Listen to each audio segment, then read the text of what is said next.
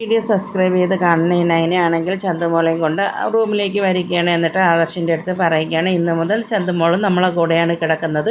മുത്തശ്ശിയുടെ കൂടെ കിടന്ന് ഇത്രയും ദിവസം കിടന്നത്, അതുകൊണ്ട് ഇനി തൊട്ട് നമ്മളെ കൂടെയാണ് ചന്തുമോൾ കിടക്കുന്നത്. അത് മുത്തശ്ശനും മുത്തശ്ശിയും സമ്മതിച്ചതാണ് എന്നിങ്ങനെ നയന ആദർശിൻ്റെ അടുത്ത് പറയുകയാണ്.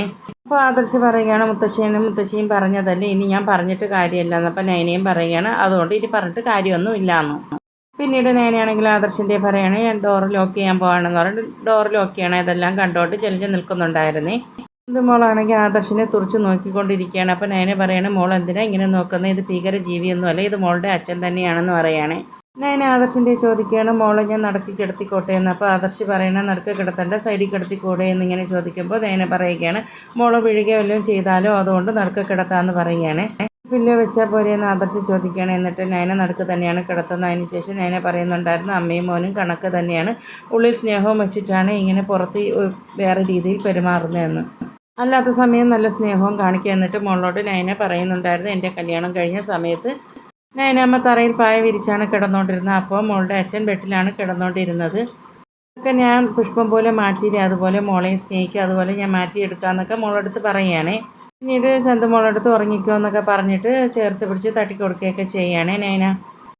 നയന ചന്തുമോളെ ചെയ്യുന്ന ആദർശനാണെങ്കിൽ ഒട്ടും ഇഷ്ടപ്പെടുന്നില്ല. ആദർശാണെങ്കിൽ നയനയെ ഇടയ്ക്ക് നോക്കുന്നുണ്ട്. ആദർശനാണെങ്കിൽ നയനയെ ഒന്നും പറയാനും പറ്റുന്നില്ല. പിന്നീട് ഗ്രേസി ആണെങ്കിൽ ദേവേനിയെ വിളിക്കുന്നുണ്ടായിരുന്നേ. ദേവേനി ഗ്രേസിയുടെ അടുത്ത് പറയുന്നുണ്ടായിരുന്നു, എനിക്ക് സ്ഥാനമാനങ്ങളൊന്നും ഏറ്റെടുക്കാൻ വയ്യ, അതൊക്കെ നീ തന്നെ ഏറ്റെടുത്താൽ മതി, നാളെ വിളിച്ചോളാം എന്ന് പറഞ്ഞ് ഫോൺ കട്ട് ചെയ്യണം. അപ്പോഴാണ് ദേവേനിയുടെ അടുത്ത് ജലജ വരുന്നത്. ജലജയുടെ ദേവേനി പറയുന്നുണ്ടായിരുന്നു, ഗ്രേസിയാണ് വിളിച്ചത്, WCSൻ്റെ പ്രസിഡന്റ് സ്ഥാനം ഏറ്റെടുക്കാൻ വേണ്ടി വിളിച്ചതാണ്. ജലജ ദേവേനി എടുത്ത് ചോദിക്കുകയാണ്, ഇവിടെ ഒരു കുഞ്ഞുള്ള കാര്യം അവരൊക്കെ അറിഞ്ഞോ എന്ന്. അപ്പോൾ ദേവേനി പറയണ, അത് ഇതുവരെ അറിഞ്ഞിട്ടില്ല എന്ന്. അപ്പോൾ ജലജ പറയുകയാണ്, അറിഞ്ഞു കഴിഞ്ഞിരുന്നെങ്കിൽ പിന്നെ അതിനെക്കുറിച്ചായിരിക്കും ചർച്ചയെന്ന്. നമ്മളൊക്കെ കൊച്ചാക്കാൻ കിട്ടുന്ന അവസരമല്ലേ അത്. ഇത് ചന്തുമോളെ നയന റൂമിലേക്ക് കൊണ്ടുപോയ കാര്യം പറയുകയാണ്. ഇതുവരെ അവൾ അമ്മയുടെ റൂമിലായിട്ട് കിടന്നിരുന്നു, ഇപ്പോൾ അവൾ അവളുടെ റൂമിലേക്ക് ചന്തുമോളെ കൂട്ടിക്കൊണ്ട് പോയെന്ന്.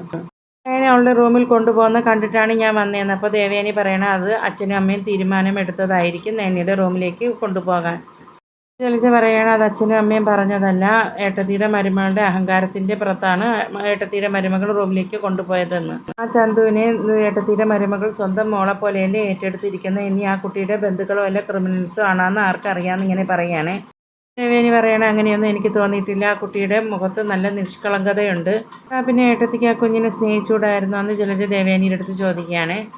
ദേവേനി പറയുകയാണ്, ഞാൻ സ്നേഹിച്ചായിരുന്നല്ലോ, അതിനൊക്കെ മാറ്റം വരുത്തി എൻ്റെ മകൻ തന്നെ അല്ലേ എന്ന്.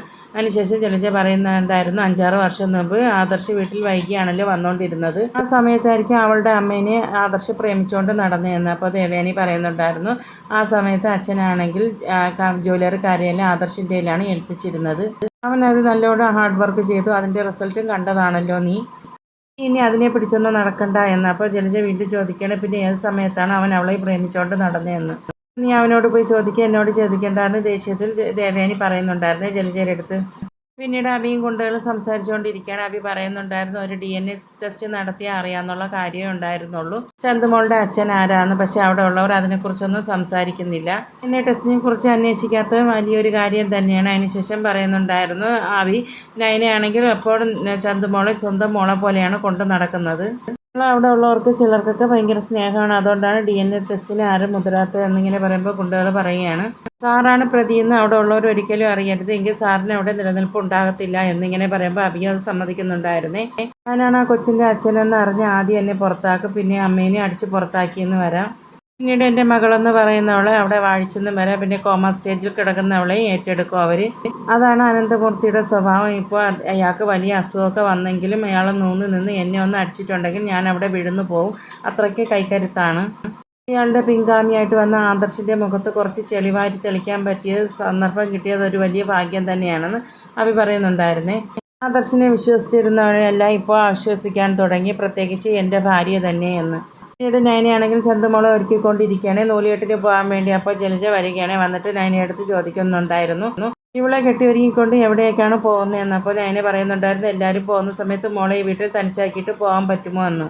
തമ്മിലുള്ള സംസാരം കേട്ടോട് മുത്തശ്ശി വരുന്നുണ്ടായിരുന്നു. എന്നിട്ട് മുത്തശ്ശി ചോദിക്കുന്നുണ്ട്, ഇവിടെ എന്താ തർക്കമെന്ന്.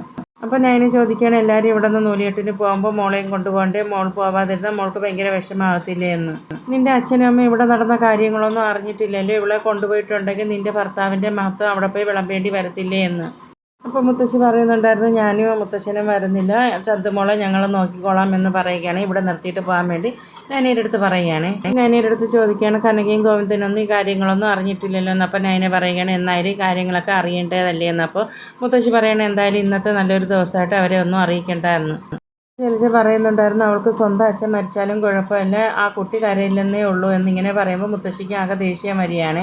ജലജയുടെ ഈ സംസാരം കേൾക്കുമ്പോൾ മുത്തശ്ശി പറയുന്നുണ്ടായിരുന്നു ഇത്രയ്ക്കും പിഴച്ചു നാക്കുള്ള ഒരുത്തി എൻ്റെ ജീവിതത്തിൽ ഞാൻ കണ്ടിട്ടില്ല. നിന്നെ ഈ വീട്ടിലേക്ക് കൂട്ടിക്കൊണ്ട് വരുമ്പോൾ നിന്നെ ഇങ്ങനെ പറയാനും കുത്തി നോവിക്കാനും ഇവിടെ ആരുമില്ലായിരുന്നു, അതുകൊണ്ടല്ലേ എല്ലാ സൗകര്യത്തോടെ നീ ഇവിടെ ജീവിച്ചത്. ജലജ പറയുകയാണ് എന്ത് കാര്യം പറഞ്ഞാലും എന്നെ ഏറ്റെടുത്ത കഥയെന്ന് അങ്ങ് പറഞ്ഞോളൂ എന്ന്. ജലജ പറയുന്നുണ്ടായിരുന്നു ഇപ്പോൾ കൊച്ചുമോൻ വലിയ സംഭവമാണല്ലോ ഒപ്പിച്ച് വെച്ചിരിക്കുന്നത്, ഇതിൻ്റെ സ്ഥാനത്ത് എൻ്റെ മകനായിരുന്നെങ്കിൽ എൻ്റെ മകൻ്റെ തല നിങ്ങളെല്ലാവരും കൂടി താഴ്ത്തിയേനെ എന്ന്. എന്നിട്ട് അവൻ്റെ സ്ഥാനത്തിന് ഒരു ചലനവും ഇല്ല. എൻ്റെ മകനാണ് ഈ തെറ്റ് ചെയ്തതെങ്കിൽ എൻ്റെ മോനെ അങ്ങ് തരം താഴ്ത്തി നിങ്ങളെല്ലാം ആക്കിയെങ്കിൽ എന്ന്. എൻ്റെ മകന് ഇതുവരെ ഒരു സ്ഥാനക്കയറ്റം കൊടുക്കാമെന്ന് പറഞ്ഞിട്ട് അത് ഇതുവരെ ഉണ്ടായിട്ടില്ല എന്നിങ്ങനെ ദേഷ്യത്തിൽ ജലജ പറയണം. അപ്പം നയന പറയുന്നുണ്ടായിരുന്നു ജലജയുടെ മുത്തശ്ശനെ ആളുകളെ നന്നായിട്ട് തിരിച്ചറിയാം, അത് മുത്തശ്ശൻ വേണ്ടതുപോലെ ചെയ്തോളുമെന്ന്.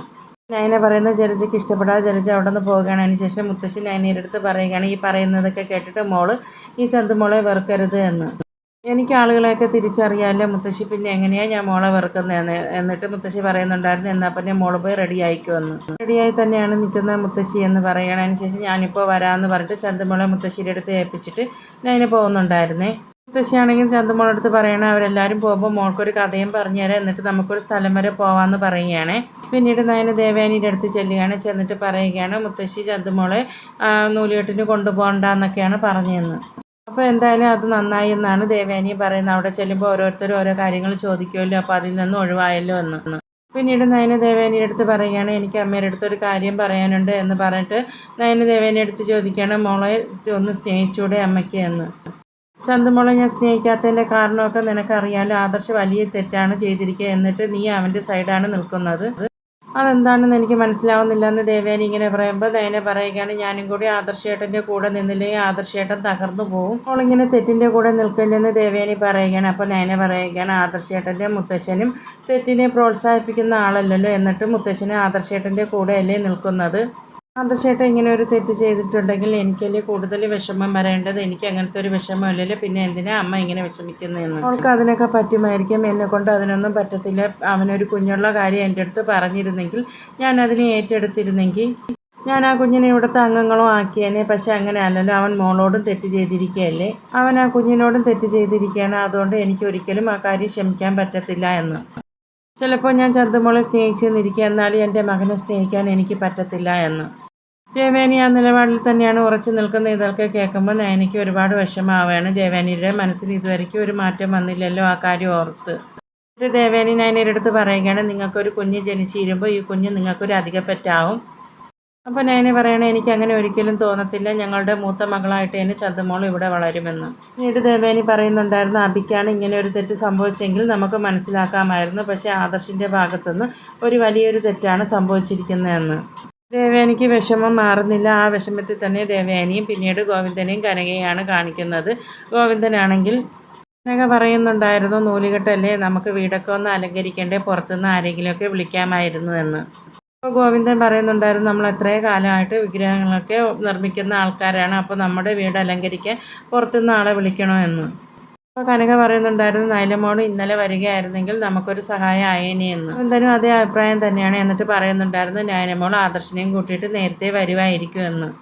പിന്നീട് നന്ദു വീട്ടിലില്ലാത്തതിനെ കുറിച്ചൊക്കെ അവർ സംസാരിക്കുന്നുണ്ടായിരുന്നു. നന്ദു ഇന്നലെ വിളിച്ചപ്പോഴും മോൾക്കും ഭയങ്കര വിഷമം ഉണ്ടായിരുന്നു, ഇന്ന് നൂലുകെട്ടിന് ഇല്ലാത്തതിന് അവൾക്കും ഭയങ്കര വിഷമമുണ്ട് എന്ന്. പിന്നീട് അവർ പറയുന്നുണ്ടായിരുന്നു നന്ദുമോളുടെ വിവാഹം കഴിഞ്ഞ് പോയിരുന്നെങ്കിൽ മോൾക്ക് ഇവിടെ നടക്കുന്ന എല്ലാ ഫംഗ്ഷനും വരാൻ പറ്റുമായിരുന്നു, അവൾക്ക് പറ്റത്തില്ലല്ലോ, അതുകൊണ്ട് ഇങ്ങനെയുള്ള വേർപാടൊക്കെ ഇടയ്ക്ക് നല്ലതാണെന്ന് അവർ സംസാരിച്ചുകൊണ്ടിരിക്കുകയാണ്. അതിനുശേഷം അബിയാണ് കാണിക്കുന്നത്. അബിയുടെ അടുത്ത് ജലജ വന്നിട്ട് ചോദിക്കുകയാണ് നമുക്ക് നൈനയുടെ വീട്ടിൽ പോയിട്ട് ഒരു ബോംബ് പൊട്ടിക്കണ്ടേ എന്ന്. നന്ദുമോളുള്ള കാര്യം നൈനയുടെ വീട്ടിൽ പറയണ്ടേ എന്നൊക്കെയാണ് ജലജ ചോദിക്കുന്നത്. അപ്പോൾ അബി പറയുകയാണ് എന്തായാലും ഇന്ന് വേണ്ട, നൂലുകെട്ടൊക്കെ കഴിഞ്ഞതിന് ശേഷം അവരെന്തായാലും ഇങ്ങോട്ട് വരുമല്ലോ, അപ്പോൾ നമുക്ക് സമയം നോക്കി എല്ലാ കാര്യങ്ങളും അവരുടെ അടുത്ത് അവതരിപ്പിക്കാമെന്ന്. നമ്മുടെ കയ്യിൽ ഇങ്ങനെ ഒരു ബോംബുള്ളപ്പോൾ നമ്മളത് പെട്ടെന്ന് പൊട്ടിക്കാൻ പാടില്ല. അത് വെച്ച് നമുക്ക് ഒരുപാട് അവരെ ഭീഷണിപ്പെടുത്തണം. നമ്മൾ പറയും എന്ന് പറഞ്ഞ് അവരെ ഭീഷണിപ്പെടുത്തണം, എന്നാൽ പറയുകയും ചെയ്യരുത്. അങ്ങനെയാണ് ഞാൻ ആദർശിൻ്റെ കയ്യിൽ നിന്ന് ഒരുപാട് പണം ഞാൻ തട്ടിക്കൊണ്ടിരുന്നു. അതിനിടയ്ക്കാണ് ആ നയന കയറി അതെല്ലാം കുളമാക്കി കളഞ്ഞത്. നയന ഈ കാര്യം പറഞ്ഞതിന് ശേഷം എനിക്ക് കാലണ കിട്ടിയിട്ടില്ല. അതുകൊണ്ട് ഈ കാര്യം നമുക്ക് വേറൊരു ദിവസം ആക്കാമെന്ന് പറയുകയാണ്. പറയുന്നുണ്ടായിരുന്നു ഇതൊക്കെ അറിയുമ്പോൾ കനക കരയുന്നത് എനിക്ക് കാണണമെന്ന് പറയുന്നുണ്ടായിരുന്നു. നമ്മുടെ കയ്യിൽ ഇത്രയും വലിയ സംഭവം ഇരിക്കുമ്പോൾ നമ്മൾ പെട്ടെന്നൊന്നും പറയാൻ പാടില്ല. അവർ കരയുമ്പോൾ നമുക്ക് മനസ്സിൽ സന്തോഷിക്കാമല്ലോ എന്ന്.